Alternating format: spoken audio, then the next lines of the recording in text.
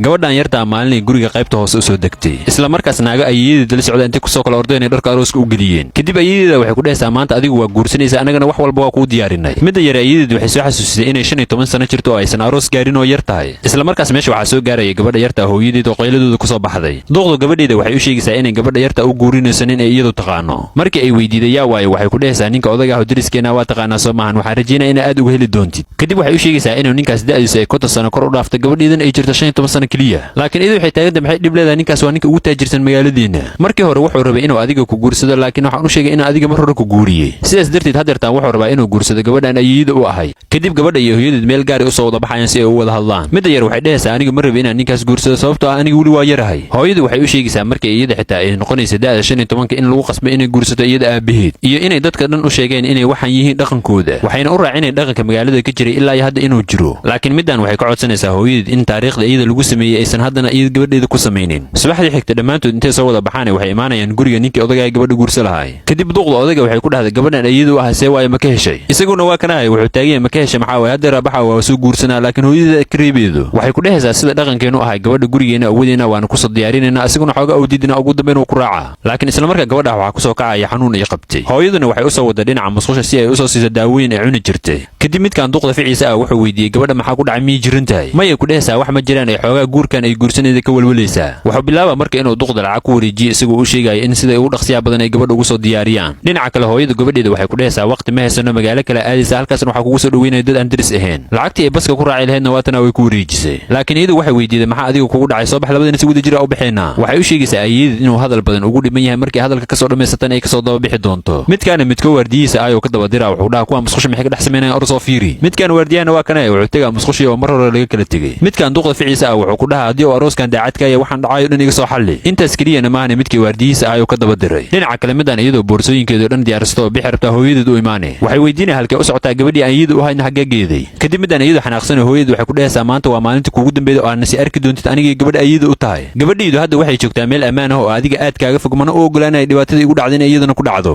laakiin iyadu waxay taagantaa waa inaad iiga mahad celisaa maadaama ku guriyay nin aad milyaneer u ah waxay weydiinay hadda awee isaga soo moosan dhiman aniguna mar dhow waxaan noqonaa duq kaligeed ah oo sidaadoo kala ah waxay isku dayday inay hal xabo dharbaaxsha u geliso laakiin waxaysan ogeyn midaan ciilka haayo kadib midaan meesha isaga tagtay iyadoo hooyadeed ka daba qaylinayso isla markaasna gabadhii yarada iyadu dhasho waatana meesha fadhido sababtoo ah waxay sugaysaa hooyadeed maadaama la gaaray maanta maalintii u sheegtay inay u imaan doonto ugu dambeyn hooyadu waatana gabadheedu meeshii ay joogtay way soo gaartay labadooduna dib ay u kulmeen muuqaalkuna intaasoo ku ekaay hadda halkaas soo gaarta leegnosa soo dhawaada naagtan lacag intay soo qaadatay gabadhan yarta oo ruutiga wadada ku iibinay horteeda ku daadaadine ayadana waatana markay lacagta aragto dhulka ka aruurine kadib waxay dhehaysaa lacagtan aad ay u badan tahay hooyaday daawadeedana way ku filan tahay laakiin waxay soo xasuusanaysaa inaysan lacagtan iyadoo iska lahayn oo ay kaliya dhulka ka heshay maadaama ay naagtii lacagta iska lahayd ay gashay guri meesha u dhawaay waxay go'aansanayaan inay u geyso lacagteeda xoogaa kadib gurigeedii timaada waatana iyadoo albaabka gargaraacayso iyadii albaabka kama furayso taas bedelkeeda waxaa ka furaya mid shaqaala waxay weydiinay adiga maxaad rabtaa haddii aad lacag rabtid ogow ma hayno mayay ku dhehaysaa waxaas ma u baahni ee naagtii guriga iska lahayd ma joogta alaabka dhunta u wadaaye waxay taagan tahay ma ujeedadoo meeshan way qoyan tahay waa tirtiraaye ee idhib haddii aa wax u haydid aniga u geynaaye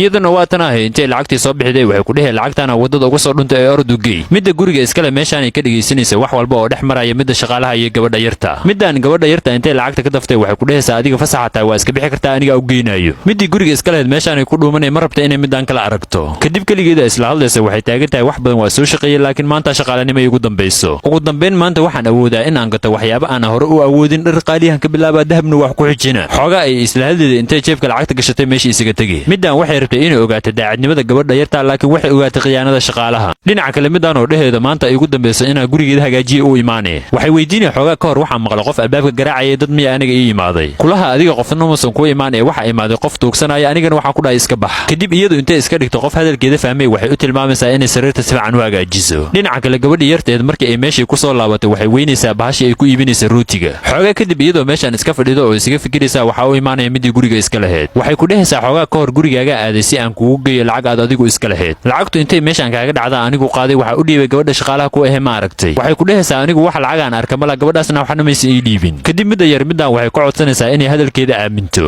waxay ku dhehay hadalkaaga waa ku kalsoonahay waanu ka aaminsanahay lacagtaas aniga maysan iga dhicinay si ula jeedaa u tuuray marar badana waxaan arkay adigoo meeshaan rooti ku iibinaya aniguna waxaan go'aansaday inaan ku caawiyo anigoo rabay inaan ogaado daacadnimadaada ayaa waxa ogaaday midda shaqaalaha inaysan daacad ahayn marka hadda inta soo baxayd kaala tuuganimadeeda ku soo caday kadib labadoodu way soo raacayaan midii shaqaalaheed oo rabta guriga dhan inay isaga tagtay ka hor imaanay waxay weydiinayeen waqtigaaga ma la gaarin halkee u socotaa waxay ku dhaheen mar hore inaan kuu sheegaa la rabay laakiin waa kaa iloobay familkayga ii waceen waxay ii sheegeen inay xaalad degdega jirto anigana waxaan go'aansaday inaan u tago mar labaad waxay weydiinayeen ma waxaa jiro qof aniga ii imaaday oo ii keenay lacag aniga iga dhuntay waxay taagan tahay maya qof kuu yimaada ma jiro keliya gurigan waxaa yimaado kuwa tuugsanaya anigana waxa u sheegaa inay iska baxaan ka warranay ku dhehaysaa waxaa jira gabar yar oo aniga lacag ii keentay oo adiga iigu kaa dhiibtay kulaha oo aniga miyay lacag ii dhibtay war waxaas been waaye carruurta ayaantan jirto waxay barteen baraankii inay kugu ciyaarayaana laga yaabaa kadib midaan waxay ugu wacaysaa gabadhii yarteed waxay weydiinaysaa qoftaa lacagta u dhibta midaan miya haahay ku dhehaysaa waa saxantaa iyadaa waxay ugu tiri aniga u geynayo kadib calaacalay bilaabaysaa iyadoo dhehaysa gabadhaan yartaa miya aaminaya anigoo intaasana kuu shaqaynayana miya aaminaysid boorsaday wadatay ka qaadaysaa kadib waxaa ka soo daadanaya lacagtii oo dhan waxay taagan tahay aniga ma aqaanin siday boorsadan lacagta ku soo gashay laakiin midaan hadalkeeda ma sii dhegaysanayso ee gurigii iyo shaqadaba way ka burineen gabadha yartaana waxay ku dhehaysaa lacagtaan oo dhan adiga iskale hooyada caafimaadkeeda waa ku bixi kartaa waa kuwaana iyagoo labadooda lacagtii dhulka ka aruurinaya muuqaalku intaas ku ekaa daalkaa soo gaarta leegnosa